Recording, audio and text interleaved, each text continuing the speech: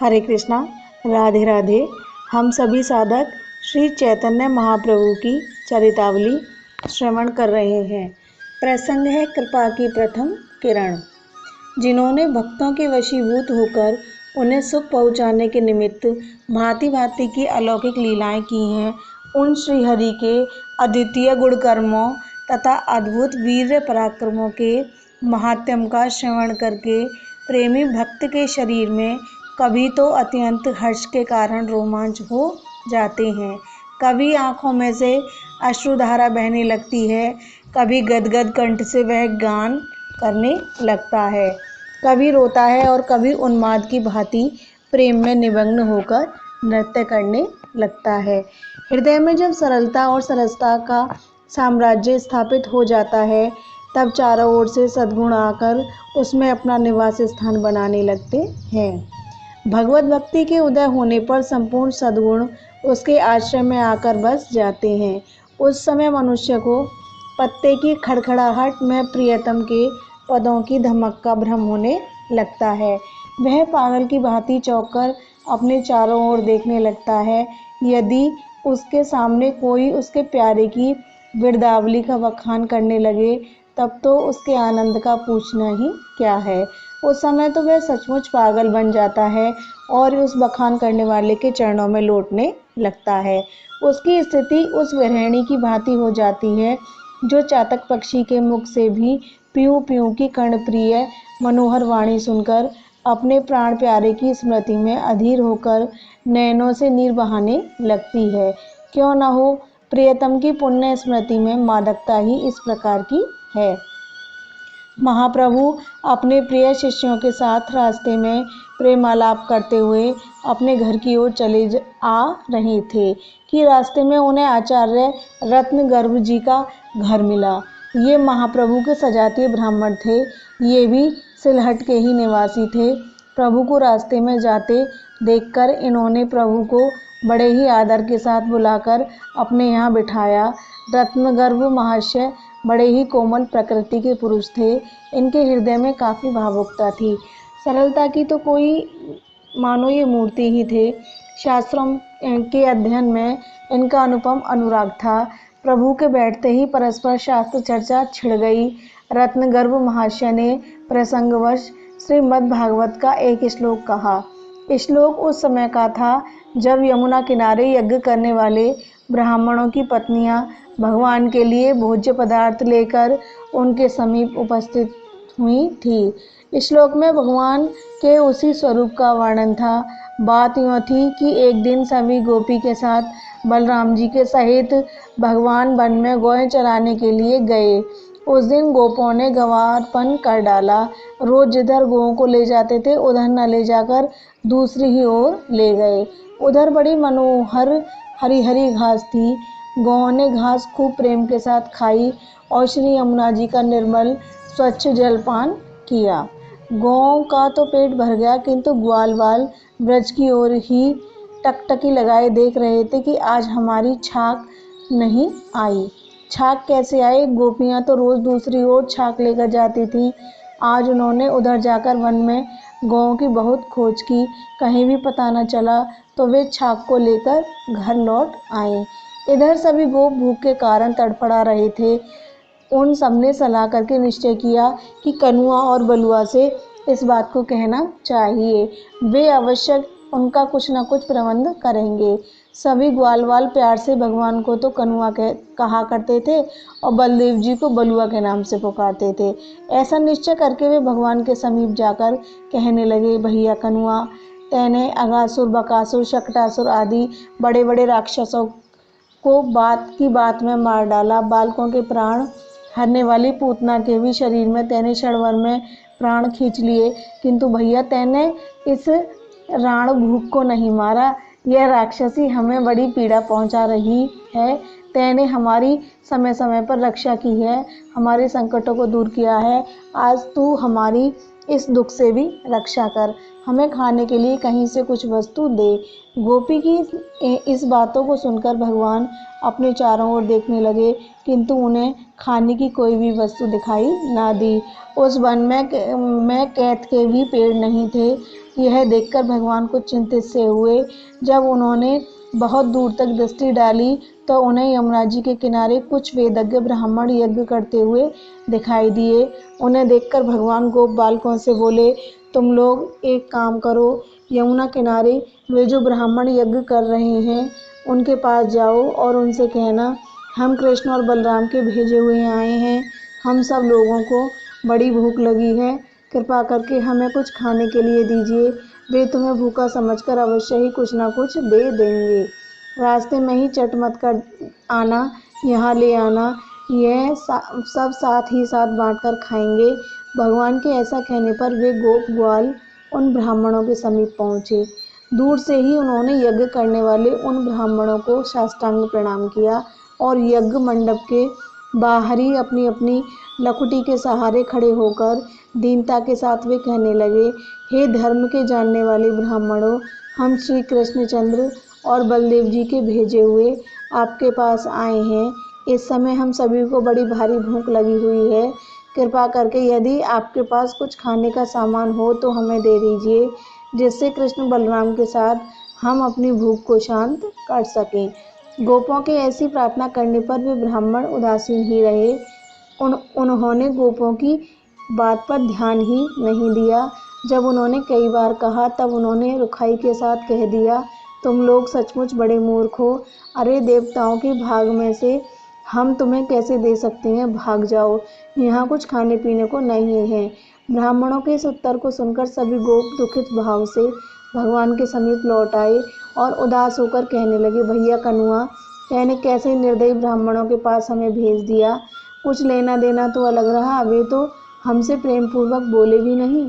उन्होंने तो हमें फटकार कर बताकर यज्ञ मंडप से भगा दिया।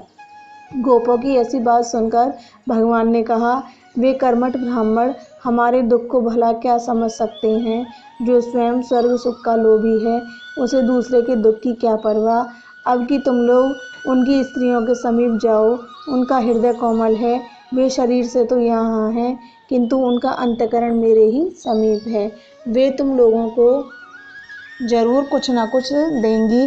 तुम लोग हम दोनों भाइयों का नाम भर ले लेना। इस बात को सुनकर गिड़गिड़ाते हुए गोपों ने कहा, भैया कनुआ, हम तेरे कहने से और तो सभी काम कर सकते हैं, किंतु हम जनाने में न जाएंगे। तू हमें स्त्रियों के पास जाने के लिए मत कह। भगवान ने हंसते हुए उत्तर दिया, अरे मेरी तो जान पहचान जनाने में ही है। मेरे नाम से तो वे ही सब कुछ दे सकती हैं। तुम लोग जाओ तो सही। भगवान की ब्राह्मण पत्नियों से जान पहचान पुरानी थी। बात यह थी कि मथुरा की मालिनी पुष्प चुनने के निमित्त नित्य प्रति वृंदावन आया करती थीं। जब वे ब्राह्मणों के घरों में पुष्प देने जाती, तभी स्त्रियों से श्री कृष्ण और बलराम के अद्भुत रूप लावण्य का बखान करती और उनकी अलौकिक लीलाओं का भी गुणगान किया करती। उन्हें सुनते सुनते ब्राह्मण पत्नियों के हृदय में इन दोनों के प्रति अनुराग उत्पन्न हो गया। वे सदा इनके दर्शनों के लिए छटपटाती रहती थीं। उनकी उत्सुकता आवश्यकता से अधिक बढ़ गई थी। उनकी लालसा को पूर्ण करने के ही निमित्त भगवान ने यह लीला रची थी। जब भगवान ने कई बार जोर देकर कहा, तब तो उदास मन से गोप ब्राह्मण पत्नियों के पास पहुँचे और उसी प्रकार दीनता के साथ उन्होंने कहा, हे ब्राह्मण पत्नियों, यहाँ से थोड़ी ही दूर पर बलदेव जी और श्री कृष्णचंद्र जी बैठे हैं। वे दोनों ही बहुत भूखे हैं। यदि तुम्हारे पास कुछ खाने की वस्तु हो तो उन्हें जाकर दे आओ। ब्राह्मण पत्नियों का इतना सुनना था कि वे प्रेम के कारण अधीर हो उठी। यह सुनकर कि श्री राम कृष्ण भूखे बैठे हैं, उनकी अधीरता का ठिकाना नहीं रहा। जिनके दर्शनों की चिरकाल से इच्छा थी, जिनकी मनोहर मूर्ति के दर्शन के लिए नेत्र छटपटा से रहे थे, वे ही श्री कृष्ण बलराम भूखे हैं और भोजन की प्रतीक्षा कर रहे हैं। इस बात से उन्हें सुख मिश्रित दुख सा हुआ। वे जल्दी से भांति भांति के पकवानों को थालों में सजाकर श्री कृष्ण के समीप जाने के लिए तैयार हो गई। उनके पतियों ने बहुत मना किया, किंतु उन्होंने एक भी न सुनी और प्रेम में मतवाली हुई जल्दी से श्री कृष्ण के समीप पहुंचने का प्रयत्न करने लगी। उस समय भगवान खूब सज धज कर ठाठ के साथ खड़े खड़े उसी ओर देख रहे थे कि कोई आती है या नहीं। भगवान व्यासदेव जी ने बड़ी ही सुंदरता के साथ भगवान के उस मधुर गोप वेश का सजीव और जीता जागता चित्र खींचा है।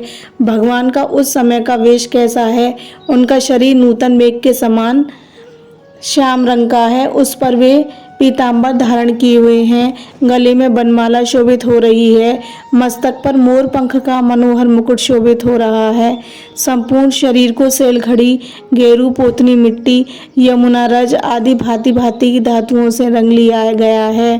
कहीं गेरू की लकीरें खिंच रही हैं, कहीं यमुना रज मल रखी है, कहीं पर सेलखड़ी घिसकर उनकी बिंदिया लगा रखी है। इस प्रकार संपूर्ण शरीर को सजा लिया है। कानों में भांति भांति के कोमल कोमल पत्ते और रस रखे हैं। सुंदर नटका सा वेश बनाए एक मित्र के कंधे पर हाथ रखे हुए हैं। उनकी काली काली घुंघराली लटें सुंदर गोल कपोलों के ऊपर लटक रही हैं। मंद मंद मुस्कुराते हुए उसी ओर देख रहे हैं।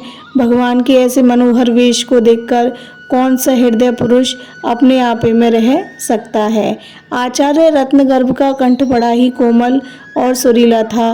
वे बड़े लहजे के साथ प्रेम में गदगद होकर इस श्लोक को पढ़ने लगे। बस इस श्लोक का सुनना था कि महाप्रभु प्रेम में उन्मत्त से हो गए। जोरों के साथ जहाँ बैठे थे वहीं से उछले और उसी समय मूर्छित होकर पृथ्वी पर गिर पड़े। उन्हें न शरीर का होश है न स्थान का। वे बेहोश पड़े, जोरों के साथ लंबी लंबी सांसें ले रहे हैं। थोड़ी ही देर में कहने लगे, आचार्य मेरे हृदय में प्रेम का संचार कर दो, कानों में अमृत भर दो, फिर से मुझे श्लोक सुना दो। मेरा हृदय शीतल हो रहा है। आहा श्यामम हिरण्य परिधिम। कैसे कैसे? हाँ हाँ फिर से सुनाइए। आचार्य उसी लहजे के साथ फिर श्लोक पढ़ने लगे। श्यामम हिरण्य परिदम वन माल्य बरहर धातु प्रवाल नट वेश मनुव्रताम से विनय स्त हस्त मित्रेण धुनाम जम कर्णोत्पलाल ककपोल मुखाब्ज हासम। दूसरी बार श्लोक का सुनना था कि महाप्रभु जोरों से फूट फूट कर रोने लगे। इनके रुदन को सुनकर आसपास के बहुत से आदमी वहां जुट गए। सभी प्रभु की ऐसी दशा देखकर चकित हो गए।